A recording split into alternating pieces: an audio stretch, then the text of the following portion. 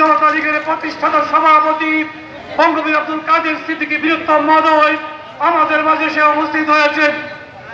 সংগ্রামী ভাইয়ের আমার,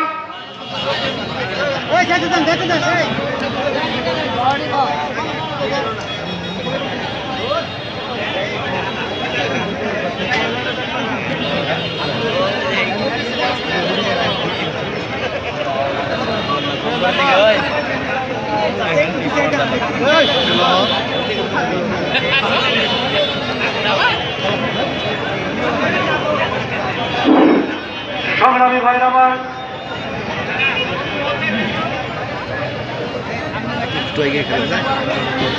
আমাদের দলীয় প্রতীক গামছা দিয়ে বরণ করে নিচ্ছেন সখীপুর উপজেলা কৃষক জনাব সানোয়ার হোসেন সজীব।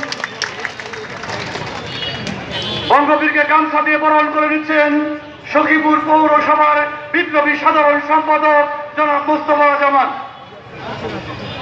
গামছা দিয়ে বরণ করে নিচ্ছেন সখীপুর উপজেলা কৃষক শ্রমিক জনতা লীগের সাংগঠনিক সম্পাদক জনাব তুহিন সিদ্দিকী।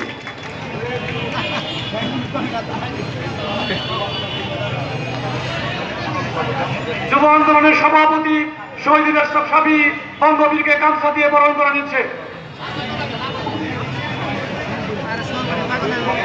যুব আন্দোলনের সাধারণ সম্পাদক আজাদ গামছা দিয়ে বরণ করে নিচ্ছে বঙ্গবীরকে।